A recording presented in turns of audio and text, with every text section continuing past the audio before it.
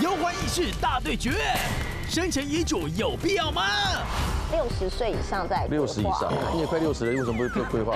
不需要，珍惜相处的时光就够了。你交代不清楚，让你的其他家人为了处理你的后事闹翻的事情，我随便可以举个几10个例子。先写好我告别式，主持人找谁？我先讲清楚，我们虽然认识是好朋友，但是我主持还是要收费的。苦心准备这件事，却被吐槽白费心机。会表演的时候，开始就离巨星、离明星越来越近了。我就开始想说，哦，那万一出门可能像周杰伦一样会被认出来，偶尔就是练习一下那个姿态，或者签名，还练那个在匆忙当中经过人群这样。对，这都有，每个版本都有。你现在有没有觉得你当年练签名的时间有点白费？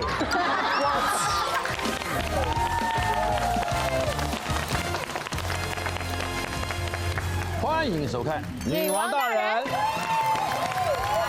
好，你们好，大哥啊，怎么样，八妹？恭喜恭喜啊！喜从何来？恭喜你买房啊！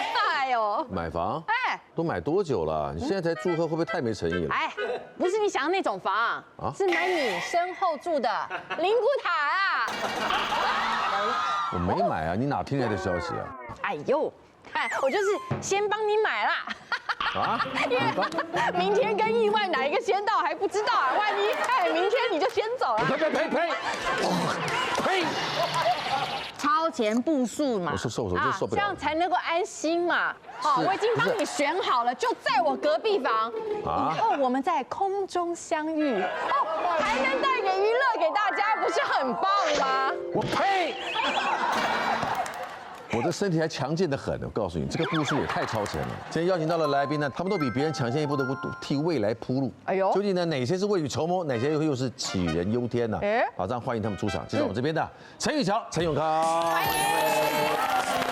再欢迎唐崇盛、彤彤哥、嘉怡姐，即刻，还有咨商心理师马纳雄。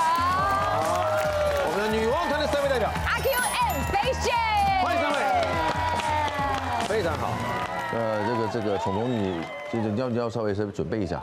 为什么？因为哥儿们兄弟当中一直在跟生命、跟时间赛跑的人，都是早一步。他非常好。可是你有听过一个谚语吗？谚语叫做比时代早一步叫先进。哦。比时代早3步叫什么？叫做先烈。哇塞！其实我没别的意思。怎么会讲到这今天的开场真的是别开生面的，别开生面。我以为上通告，我就以为来上香的。对啊，这么庄严啊！不是啊，因为你们刚刚聊的话题嘛，还说把那位置留给你好了。可以啊，可以啊，我没有忌讳的。好，真的，而且现在塔位不好，对啊，很贵耶。对啊，那我们空中相见，空中相见。我们今天好和各位，刚刚只是开场白，我们不聊塔位，我们聊卡位。人生要懂得卡位。根据2024年呢，知名网络平台呢，它呢针对台湾民众的生活满意度做了调查。有将近70%的民众承认自己常常想得太早，不管是工作、金钱、家庭或健康，都会提前规划。是的，但调查也显示了，30岁的以上的人群更容易未雨绸缪。那么马上进行女王大调查，这些抢先一步的行为到底是未雨绸缪还是杞人忧天呢？牌子请准备我们的题目请出题。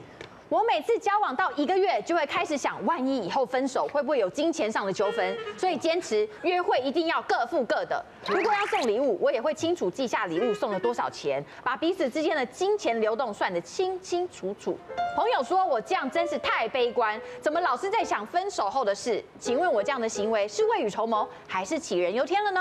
这会不会太容易了？对啊。来，请举牌。哪里容易了？未雨绸缪。只有我一个吗？真的？为什么？怎么会？我怎么想都想不到你是唯一那一个。怎么会？真的唯一耶！你们刚刚有讲好是没有？题目只有你知道我都不知道。不过8月连塔位都买好了，这也不怪你了，应该。我再讲一遍，我们今天不聊塔位，我们聊卡位。聊卡位，你先说为什么认为应该是未雨绸缪？因为我觉得有在一起就一定会有分手的一天啊，死亡也可能令我们分开嘛。所以我觉得把这些金流记得清清楚楚，但我可以不用拿这个去翻旧账啊，只是为了记得清楚而已。记得清楚，然后呢，剩下的差额怎么样？他送你12000，你差他6000，所以他先烧给他，还怎么样？没有，就是只是为将来做打算呐。你这个才交往，到时候讲不清楚。可是题目才1个月，你要不要交往1个月，你就先彼此考虑要不要买塔位了。对，勇哥的确要这样，不要想。而且真的，因为题目要看清楚，它叫1个月是关键字。哦，1个月太快了吗？所以交往半年再这样做吗？不是，所以你们1个月已经发生多少事情？稳定下来。不是啊，是手都还没牵吗？金流都是要先记清楚的，免得因为冲动你花了大笔钱在他身上，就到后来你们分手，然后你又不甘心又。认为所谓的吃饭啊、送礼物啊，这些都叫金流，对吧？每天记这么细，会不会本来没事儿，记到最后变成是要分手？不要让对方知道。因为你在出发的时候他是他自己的哦，他不让对方，他没有讨论，他自己。你没有告诉他，没有讨论，但是心里面如果有一次不是很好的一个分配的话，心里面就有个疙瘩。对，疙瘩累积久了，不就变成是可能变分手理由了？哇，最可怕的是在加油，他今天跟我借36块。吃日本料理，对不对？日本那个沙西米，吃了1块沙西米，他6片，第7片沙西米。我快说2片没有吃这个，我要再叫他多吃。今天他的瓦萨比沾的比我多。没有这样。好，不着急，听他们怎么说，因为他们都听到你的说法了啊，对啊，对不对？我是觉得2个人刚开始在一起的时候，其实是一个荷尔蒙的吸引。如果你的金钱或者是你平常的这种对生活的这种计算，你就已经放在你的荷尔蒙前面了，那表示它完全不会影响你，要么你不爱这个人。就是他对你的吸引力其实好像没有那么深哎，我的感觉会是这样，就是要不然你哪一天会昏头到你愿意嫁给他？是哦，算，发现哎，他一直都吃的比较多，这个价可以又赚，你说用这个来衡量，对，就是会觉得你的衡量是一直在你的情感前面的，会觉得你的理性有点太多了。我觉得人就是互相欠人情，这感情就会越来越好，越来越好。就是你一次我一次，你一次我一次，就是这种感觉。我觉得互相欠人情的哲学，感情是欠出来的，是欠出来的。就是你欠我一次，我想说哦，下次我要赶快还你，这样子就是互人前相欠。留一线，日后好相见。对，互欠。对啊。八小玉，有人我跟你算得很清楚，你会不舒服。哦，会吧？哇，他记得你对他好，他也记得他对你的每一个好。这样的人怎么会有压力？我觉得我现在比较有压力。跟所有人围攻，现在成为唯一一个举不一样的人，我比较有压力。我们可以容许不一样的意见，只是我没有想到会是你，因为你是一个很周全圆融的人，你知道吗？尽管你可能社恐，可能跟人没有太多的可能慢热或什么，但我没有想到你，不管没什么朋友，对，我再强调一下，没有朋友不是 AI 的问题，是 BI 咯，没有朋友就是 BI 的问题了。来，飞俊。而且你知道，我发现呢，有的时候你想太多，那事情就真的会成真。比如说你一直想很悲观的，对不对？一定会分手，一定会分手，真的就会分手。那如果你是想，会一直在一起，虽然不一定会一直永远在一起，但是你想到的回忆是快乐的，对，至少不会是觉得不要诅咒自己，真的。哦，因为我觉得我的大前提就是悲观的啦。对啊。哦，你是悲观的人吗？信心是未雨绸缪在感情是重要的，但这个比较，我建议是你边观察边看看要不要做准备。可是如果是一开始就假设啊，以后一定会分，那其实刚才有讲到这个。白话你像说，可能就对自己有一个诅咒，在心理学叫做自我验证的预言，就你自己先给自己一个预期效应，内在预言，你就会觉得啊，以后一定会怎样，然后这个就会隐微的去让我们在这个关系里面。真的就会做一些事情往那个方向发展，对，反而是很危险。这个不能够实现它，此风不可长，你如果把这个感觉放大，谈恋爱，你可以哎呀，我们分手怎么办？那结婚，哎呀，我们离婚怎么办？生小孩，哎呀，你死了怎么办？对不对？然后吃美食，哎呀，我落晒怎么办？就浪费那这真的是想太多，对，真的想好多，表现得很对啊。有没有感觉好多了？好，感觉好多了。出院。方便再给我们出一题吗？方便。有压力，有卡住了，没问题。你等下作答之前可以告诉我你要选哪一个。我不想再成为唯一的那个。至少多一个。对啊，至少有一个。没有这种事，大家自由心证啊。对哦，不能影响他人。好，来，再出最后一题。来，从以前就有写生前遗嘱的习惯，而且每年想法不一样，我每年都会更新内容。即使身体健康，还是一直保有这个习惯。请问生前遗嘱这件事是未雨绸缪，还是杞人忧天？准备，请举牌。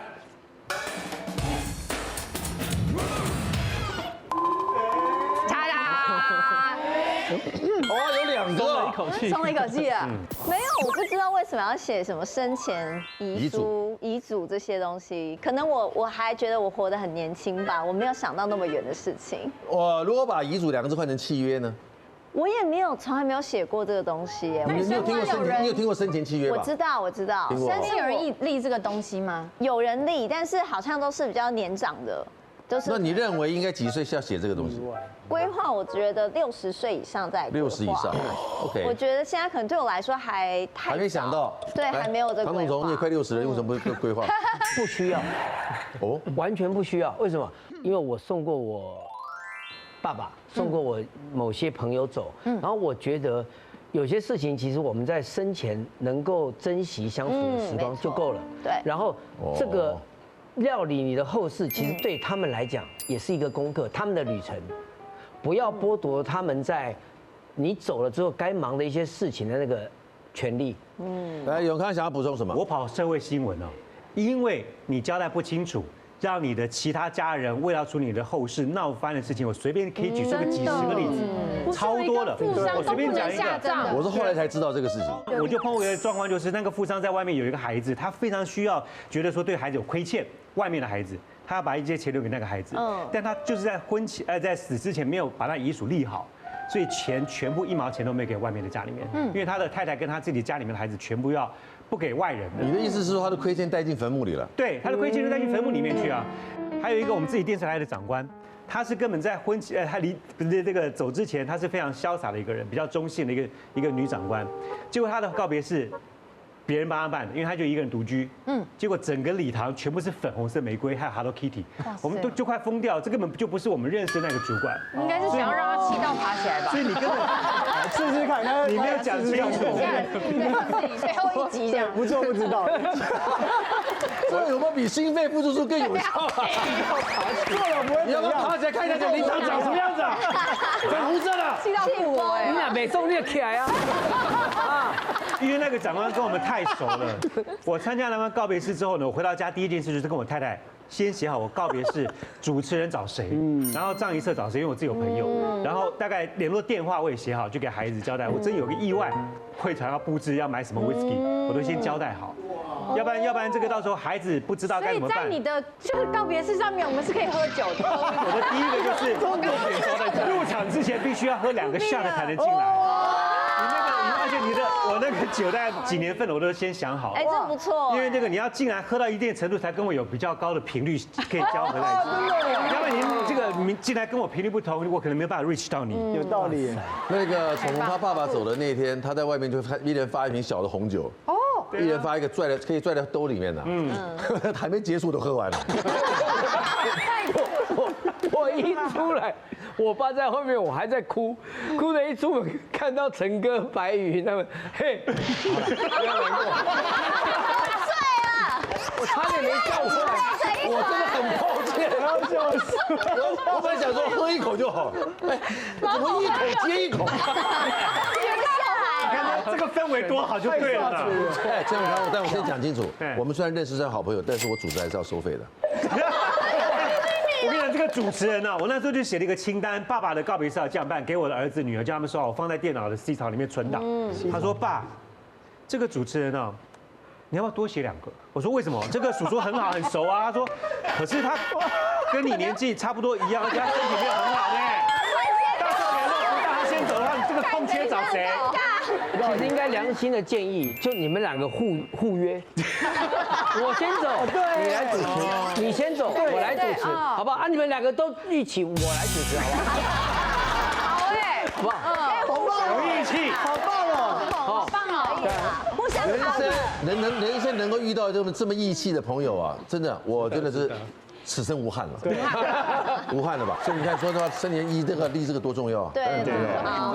如果是去每年有去立这个或者规划这个，我觉得它一方面也是对自己现阶段人生的一些整理。对，每年你可能会有一些变化，会有不同，或你的想法会改变。它也可以帮我们去 review 一下我现在跟家人、朋友、亲人的一些关系。我觉得其实这个是一个蛮好的人生整理。对啊，好，这件事情希望没有标准答案，但希望大家建立共识，可以有共享一下，好不好？对，好了，接下来我们就进到下一个环节，来抢先一步，人生就顺路，此生最值得的超前步数。我一直以来都是一个非常节俭的人，因为从小生长在一个比较贫穷的眷村家庭。然后我记得我大学的时候，我们几个同学约去租一层公寓我永远进去参观之后，我说那这间最小的给我。我们9个人租了一栋。算别墅，我们把它自己装潢。9个人住别墅，对，那时候不是北艺大，对，那边房子很少，也不多，那时候没有宿舍，所以我们找到就那这么贵，那就大家来摊吧，那就房间不够，只有3间，我们硬是给它隔到了7间。哇，3间隔成7间，对，那我就那个阁楼的那个跟卡位差不多了。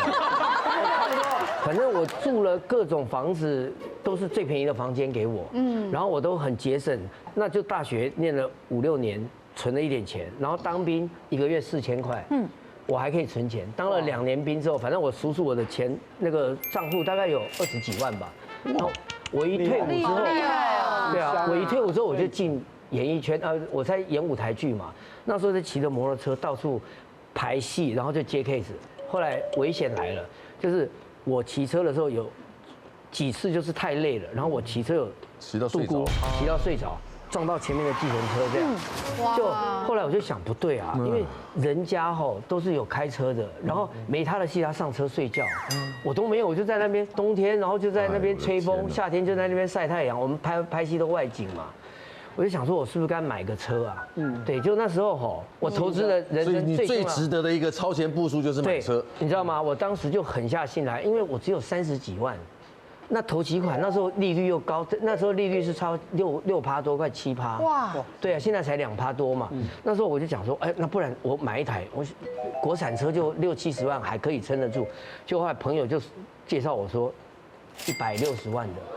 对，一台进口，我不方便讲是什么牌子，对，讲了大家就知道是那个宾士的。那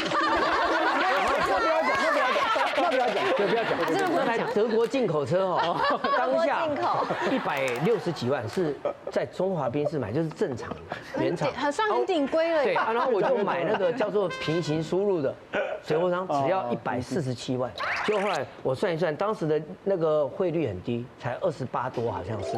然后反正我硬头皮买下了车之后，我要付贷款，要付房租，1个月的压力就来了。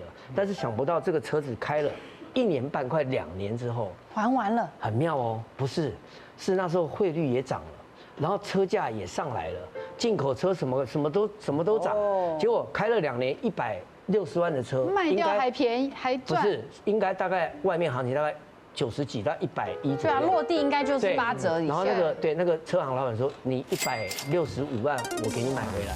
哇！你等于对，因为汇率的关系，直接对我不止没掉价，我还涨了1点赚。对啊，苦心准备这件事，却被吐槽白费心机。会表演的，然后开始就离巨星离明星越来越近了。我就开始想说，那万一出门可能像周杰伦一样会被认出来，偶尔就是练习一下那个姿态，或者签名，还练那个在匆忙当中经过人群这样。对，这都有，每个版本都有。你现在有没有觉得你当年练签名的时间有点白费？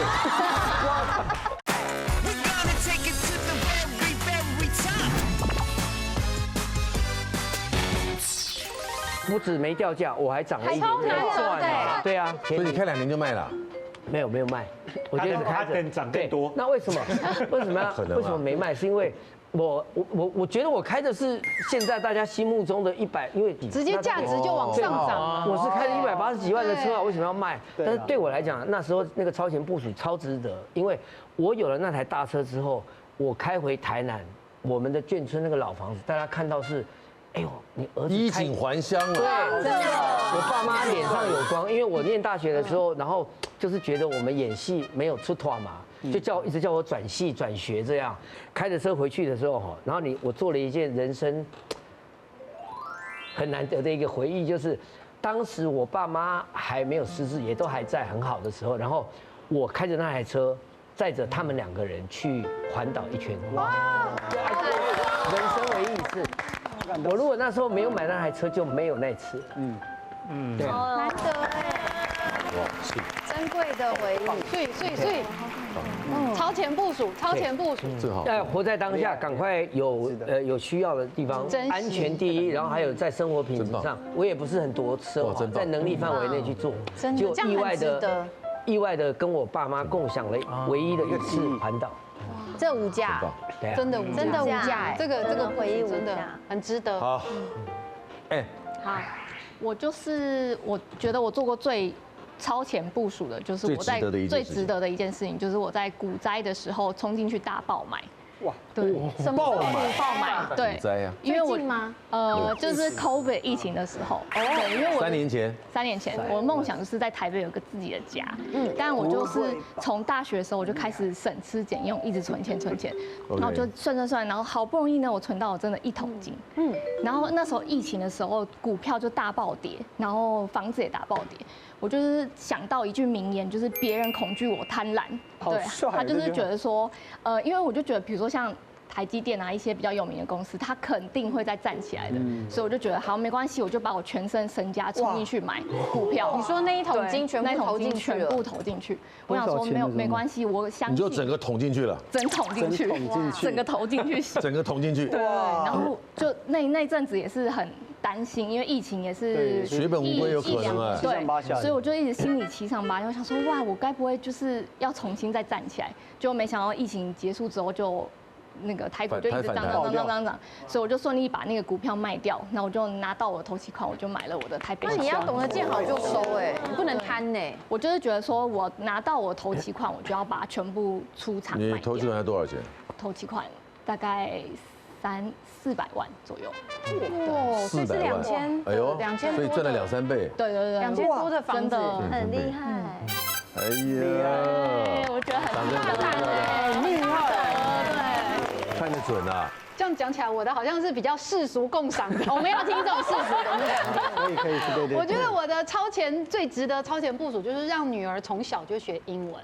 哦，这个我相信大家大概都一样，就是现在有什么觉得特别呢？我们那个年代其实不是从小学就开始学英文，对，没有双语啊，我们是从国中开始学嘛，所以我国中是那种英文只有60几分的，那60-70分，就是英文一直都不怎么地。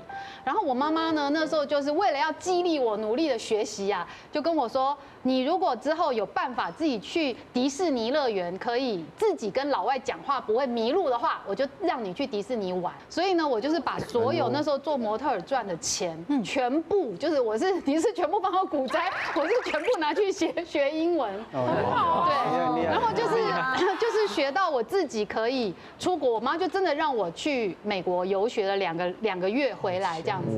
所以我的英文是从国中开始打基底，然后到后来我为了要转行，我从歌手要转到我想要做服装，我要去英国念书，也是就是靠自己去上雅思啊，一路上，然后上到，我觉得好处是，当你提早去学，你真的学起来了，我觉得学到都是自己的。所以当然女儿生下来也是一样，从小就开始双语一直学，然后到国中，她就顺利可以进到她喜欢的一个辩论社团，叫做模拟联合国。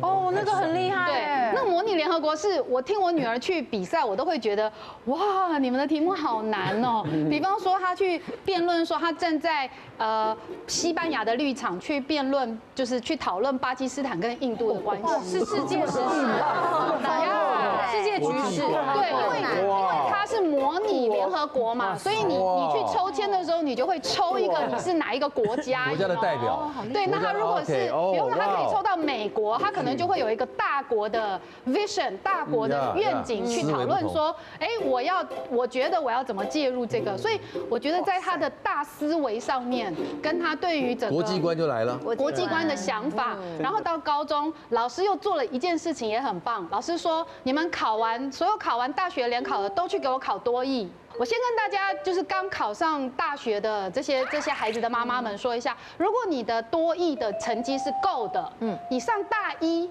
英文课免修哦。所以呢，我女儿又觉得说，哎，大一课程比较轻松，她直接上大二。对，所以她在大二的英文班上课的时候，全年级我们以为全台湾小孩都在补英文，对不对？没有哎，全年级只有她一个是大一的。整个2年级是她一个1年级生的。她真的超前大2的超前部署，真的超前。所以我们的超前部署就是除了我自己投资我自己，我也投资我的孩子，这样让他们可以有提前更好的英文能力。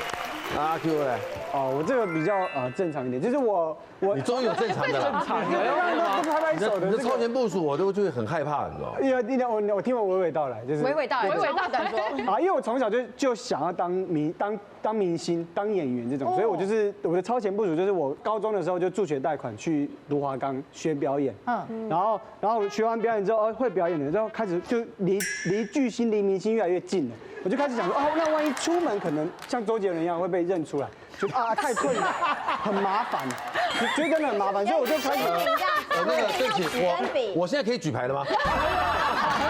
你听，我现在想听他到底要讲什么。然后我就开始越来越近了嘛，所以快到了嘛，有机会嘛，所以就开始囤一些，比如说帽子、墨镜。怕被认出来，对口罩这类的东西，想说出门的时候偶尔就是练习一下那个姿态，或者签名都练好。你从什么时候开始囤这些东西？从高中开始，对，开始学着自己表演学好之后，就开始准备这些东西。练签名哦，对，对，签名都不要准备纸跟笔，等一下还练那个在匆忙当中经过人群这样签。对，这都有，每个版本都有。很多明星就这样讲，而且我只练这种，我没有练那种好签的，因为我就觉得到时候应该会很麻烦。对。果然真的5年前我的准备用上了真的，因为那时候疫情爆发，大家在排口罩的时候我不用排，因为我都囤好了。超前部署当爸妈，享受人生太幸福。如果你不要生孩子，我们基本上不一定要结婚，那干嘛结婚呢？我为了骗婚，我就说 OK 啊，生是可以的。姐姐跟弟弟差13个月，高效率执行。然后我的孩子都已经长大成人，我还没有老。我现在人生最大目标，希望能够继续维持70岁之前祖孙3代，铁人3项接力，这是最感人的画面。对啊。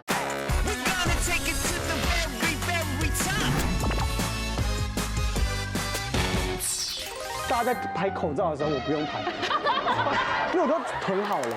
那个时候还有去公共场所实名制要登记哦，到处都缺笔，你是不是也捐了不少笔出来？我有去签名，因为我签名也练好了，所以我就想说，虽然还没当上巨星，但是用上了。签可以签给我们看吗？好想看一下签名。今天9月边走边签20做的签，你要我们边走边签的那种。请看，刚出机场，今天阿 Q 来到台湾，很多粉丝在接机，他也是非常幸运的，为他们签了名，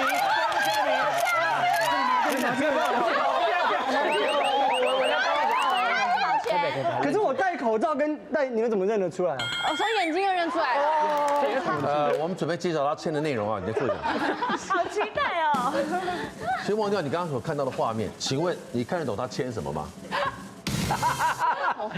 我可以解释，陈，不是陈了，不是耳东陈。我认真签一个耳东陈。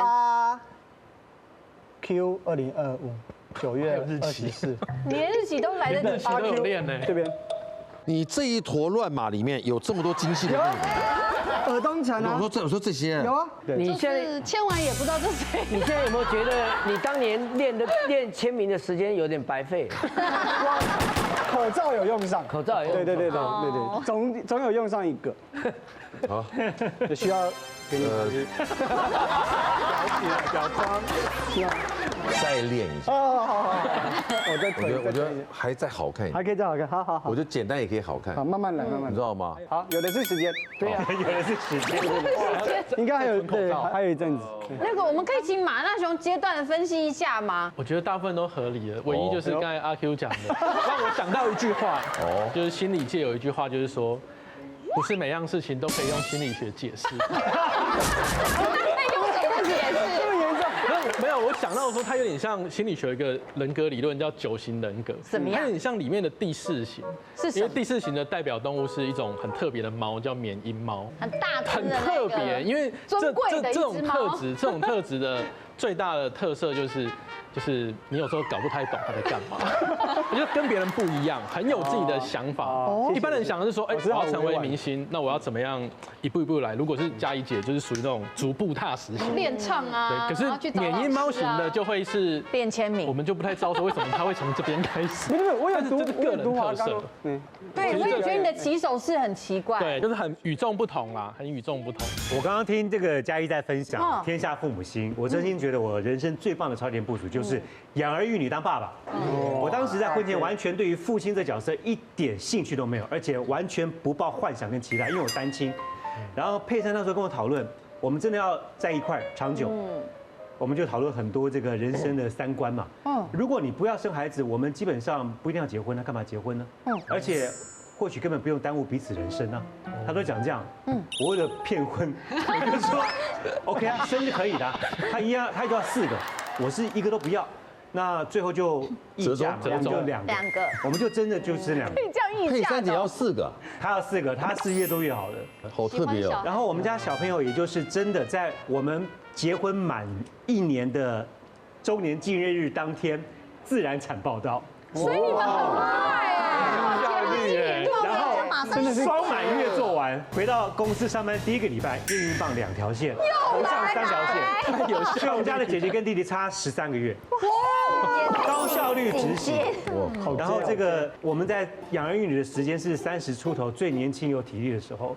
我们国中的时候就跟我2个这个儿子跟女儿一起完成了亲子接力铁人3项。哇！我现在人生最大目标，希望能够继续维持70岁之前祖孙3代铁人3项接力。好棒哦！总之，这段过程。等于让我自己再年轻活了一次，跟孩子一块也走了30-40多个国家，当中有个非常美的经验，就是在纽西兰嘛，我们那时候去了1年的 long stay， 回来之后这个美丽的梦想一直存在心里面，就想说有一天还是要再回去，他们可以去念书，我们可以去那边住。结果我们回来台湾大概存了4-5年的钱，就先买了一间房子放在那儿，打算孩子真的长大，高中大学的时候回去住的时候再把它收回来，期间就收租。我觉得后来这个成为非常好的一个重点，是因为从此跟那个地方产生连结。对，我们每隔1-2年租客只要一退租啊，我们这边时间搭得上，孩子请几天的假，我们就回去打扫，自己住几天。每次就回去住1-2个礼拜，让孩子回去熟悉环境，知道英文重要。所以他们从小到大在台湾全部念公立的，但是他们后来去那边念高中，一点衔接问题都没有。也是因为超前部署的习惯，女儿在台湾念高1的时候，我就自己主动联络那边的大学。后来发现你要跟英国，他们基本上台湾高中过去没办法直接念大1，还要念1年基础课程。所以那时候做了一个决定，太太就放下了工作去那边办读。回报就是我们家女儿是满20岁的那1个月就大学毕业了，所以妈妈省了1年，早2年呢，早了1年半，早了1年半，因为纽西兰大学念3年吧，对，然后他就去那边没降级，现在状态就是真的，我的孩子都已经长大成人，我还没有老。我觉得这是最美的一个哦，真的很棒。孩子已经大了，我还没，哎，这是最感人的画面。对啊，孩子已经大了，但我还没老。然后还可以一起去冒险，对，好棒哦。哈日追星不是冲动，抢得先机换来大成功。其实我一直是哈日族，因为我很喜欢广末凉子，所以我在大2的时候，我就毅然决然申请去日本交换学生1年。1年呢？对，毕业之后回到台湾。进了演艺圈，就发现说，哎，语言这个东西是另外一个优势。当然，所以就有日本的观光局就邀请我当了京都的观光大使，然后去宣传那边的京都的文化。呀，我他妈的就是ありがとうございます。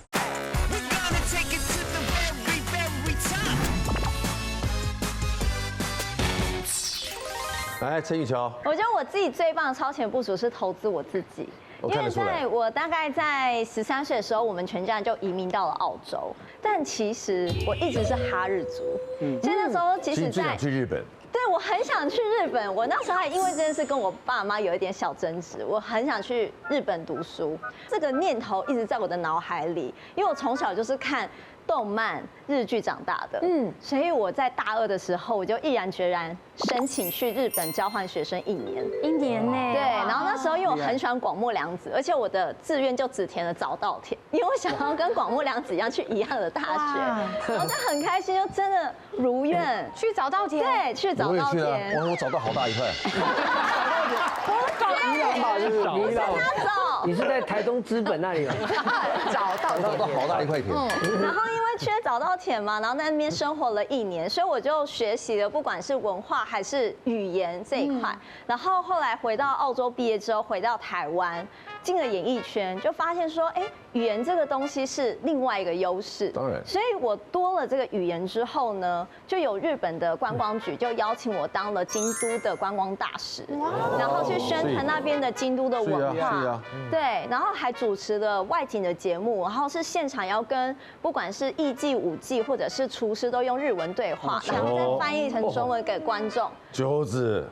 我他妈的就是阿里嘎多在吗？所以那时候就觉得很开心，有了这个超前部署，就等于多了一点优势在工作上，然后多了一些机会。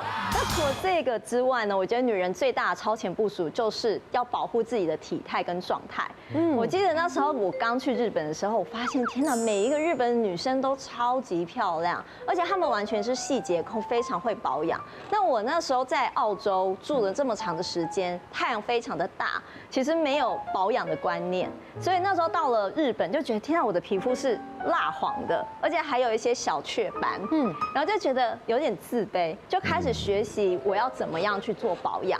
然后回到了澳洲，所有的朋友都看到就吓到，就是我变白了，然后整个状态又变得比较年轻，然后也没有那些小斑点。现在我身边的朋友都觉得天啊，我真的很厉害，所以每一个人都会问我说，我都是用什么产品啊？对呀，大家都说我是保养品的情报女王，你太有说服力了。对，然后就连就是我身边朋友或者是可能刚认识的人。然后我就会跟他们说，我下个月41岁，大家就会吓到，就会说出来，就是我觉得女生啊，真的要很重视保养这一块啦。然后因为我觉得我的超前部署，就让我更加的爱惜我自己。你做了什么？像我前阵子又购入了一个我自己很爱的一个绷带霜。这个里面添加了他们独家的深1级的胶原蛋白，所以你在擦着之后呢，你的肌肤它会让养分瞬间的吸收进去，让你的肌肤更加的水润，更加的 Q 弹。所以我觉得我自己的肌肤状态已经不是只是冻龄在我的真实年纪，而是已经逆龄。所以我今天又把这个产品带现场跟大家做分享，很需要，太好了，好重要。这一款逆龄新生紧致乳霜，绷带霜超级厉害。对，大家听到霜会不会觉得是不是很厚重、很油腻？大家可以打开，我们来试用一下。像这样子擦上去之后，它就会很轻松的就可以把它化开来，清爽哎。而且质地是完全非常的舒服，很清爽，不黏腻又不厚重，重点是又非常的保湿。我擦完之后可以看一下我的左手跟右手的差别。你看一边的左手是水嫩嫩的，另外一边手是干干的，湿润。而且它这个是所有肤质都可以使用，非常的舒服。然后再加上最近不是在换季嘛，皮肤会有一些小状况，对不对？它可以调理我们的肌肤油脂分泌，然后达到我们的油水平衡，非常的棒。它这个里面含有专利深1级的胶原蛋白。在擦的过程中，可以让你的皮肤更加的紧致，然后渗入到我们的肌肤里面，而且这里面含有最高浓度、业界最高浓度的普拉斯链。大家最近很红哎。对，这一瓶里面含有30%。是非常高浓度的普拉斯链，就可以淡化我们的细纹。加上这一款呢，还添加了延缓老化的成分，叫做六胜肽。大家都知道，六胜肽呢，它是类似肉毒杆菌的功效，所以它可以淡化我们的细纹，然后抚平我们的肌肤纹路。所以像我有一些像法令纹或是脖纹，我都会特别去按摩去做加强。对，脖子也是显年纪的地方。对，因为我们的脖子其实是没有办法用医美去帮助，所以我们可以用这个不断的去按摩它，没有办法，真的没有办法，真的没有办法。我们把我们的肌肤调理好之后，也要照顾我们的皮肤状态。这里面还添加了乳木果油、黄金荷荷巴油、神经酰胺，它可以保护我们的肌肤，让我们皮肤更加的舒缓。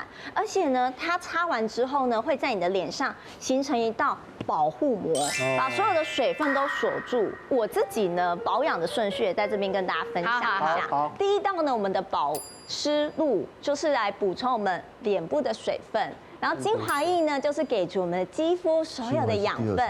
保湿乳呢，长效保湿。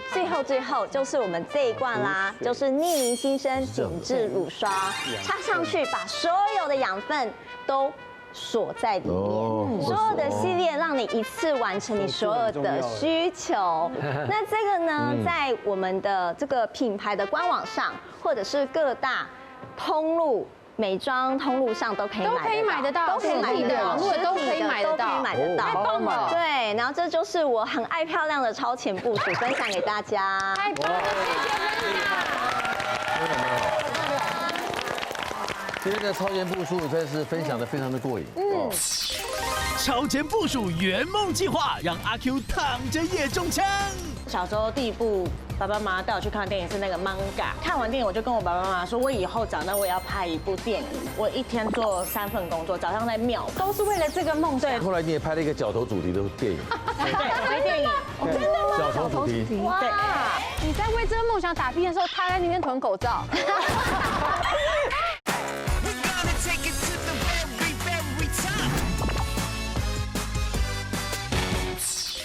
超前部署真是分享的非常的过瘾，一直不断的有，剩下最后一位了吧？来，飞姐。我觉得我最值得的超前部署的是我从小就为自己存了一个梦想的基金。什么基金？这个梦想就是拍了一部微电影，然后有在电影院上映这样子。有在电影院上映，超厉害。然后这的话是因为我记得小时候第一部爸爸妈妈带我去看的电影是那个《Manga》。蒙甲，然后那时候你小时候的第一部电影是《蒙甲》，不，我的意思是真的进电影院第一次看电影哦，对，然后那时候觉得哇，整个非常的震撼，然后不管是音效啊、美术啊、演技啊、演员什么场景，我都觉得天哪，不可思议。那时候看完电影，我就跟我爸爸妈妈说，我以后长大我也要拍一部电影。然后爸爸妈妈说你才几岁？就是以后再说。你讲这话的时候几岁？其实我有点忘记时间轴到底是国小还是国中，但是大概是那个国小国中那个。所以后来你也拍了一个角头主题的电影。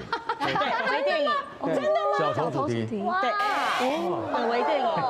演什么样的角色？是。我自己是演女主角。也是自己大哥的女儿，大哥的女儿，大哥的女人吗？对，就是演一个角头，演大哥的女儿。对，大哥的女儿。插旗。对。就中间那个短头发那个。对，那是我。很强哎，真的很强。好强哦！哇，你看这头发好酷哦。然后那些钱都是你那时候开始存的。高中以前是还不能出去外面打工工作，这个人。所以那时候就是。红包钱我都存下来，都没有花。高中、大学，大家就是放学出去玩的时候，我全部都拿去打工。然后我记得我最紧绷的是，我一天做3份工作，早上在庙，都是为了这个梦想。对，都是为了，就是我一直要存。他说我在公庙工作。对，早上我在庙上班，然后下午去滑板店。就是那时候学生时期，然后晚上再去餐厅，然后除此之外，就是还有那时候刚好有在录大学生的美，然后还有一些就是可能商业的业配。好感人哦！就是我每天几乎都没有睡觉，每天都睡1-2个小时，就是一直狂存钱。然后他们收工都会去吃饭，我都没有，我就直接回家。你在为这个梦想打拼的时候，他在那边囤口罩。一大堆签名，他不懂看那个画面。但我看那个签名，我至少赚了一个镜头哎，对不对？你刚刚对不对？你把时间轴拉得很准确。我在想他那边打拼的时候，你把3份工，然后他还不把口罩飞去，你拍了微电影花多长时间？口罩花了多少钱？哦，对，刚好23岁那一年，就刚好有一个因缘机会认识了一个新锐导演，然后就有刚好跟他聊到，哎，我曾经有这个梦想，然后有存了一些钱，但是就是可能不知道要怎么多少钱呢？你存了多少钱呢？快7位。哇，快7位，很厉害，23岁，100万，快，还没到。可是哇，很这将近100万，将近100万，快要100万，哇，23岁哎，很厉害，俭用就从高中，你好感人哦，省吃俭用存下来，好感人，才个7、8年不到啊。我现在存来得及吗？然后因为其实要拍一部片，这个钱其实很少，对，太少，根本就完全不够。所以微电影是10分钟、15分钟的。也1个多小时吧，对啊，也60分钟啊，最后那就是电影了，很厉害。然后因为就是钱其实真的差很多，但是当我爸爸妈妈发现我要做这件事的时候，他们还记得小时候我在电影院说我以后要拍这一部片，对他们就是有感动到，他们觉得我不是只是随便说说，是白日梦，对，所以他们就愿意就是自掏腰包之外，他们还有帮我找一些赞助商，也因为这样子，哎，刚好有人引荐到，刚好新竹我们在地有一个电影院。哎，他知道了，哎，我们有在做这件事情，然后他就很主动的跟我们说，哎，那我们的电影院免费给你播1个月，免费跟着上映，哎，真的是非常非常的感人，很多人帮助你，对，很多，这是我们那一天第一次试映会就大爆满，哎，不可思议耶，对呀，因为他还是个学生样子，这么年轻去张罗这些，拍一部电影很可怕的，很多事要忙。25岁，所以就是很感谢，然后所以我觉得就是有一句话说人生有梦最美嘛，逐梦踏实，就是很多人都觉得梦想很遥远，其实我曾经也是这样觉得，但是只要你肯做，你肯跨出第一步，你会发现这一路上就是会越来越顺，然后会有贵人自己来帮你，然后你自己也会越来越好，然后学到很多经验，很感人，好励志哦。然后跟我妈说开始存钱，我觉得他棒的地方是他不只有梦想，他有行动，对，他有步骤，你有实行的计划，这是你最棒的。他是 J 人啊，J，对，我是大超计划，对啊，太棒了，特务 J 啊，特务 J 啊。我们说比人家抢先一步，到底是未雨绸缪还是杞人忧天？这个没有一个标准的答案，对，是你拿捏的分寸。要留一点阿收比的空间给自己，阿收比，对，才能边准备边享受当下的人生。对，那是。今天这些人他们给我们的内容太精彩了啊！不管是从各种角度出发，不管是从家人出发，从生活实际需求出发，他们的未来那个光芒是现在指日可待的，太棒了，太棒！祝福你们，加油！你们大人，下次再见，See you，拜拜。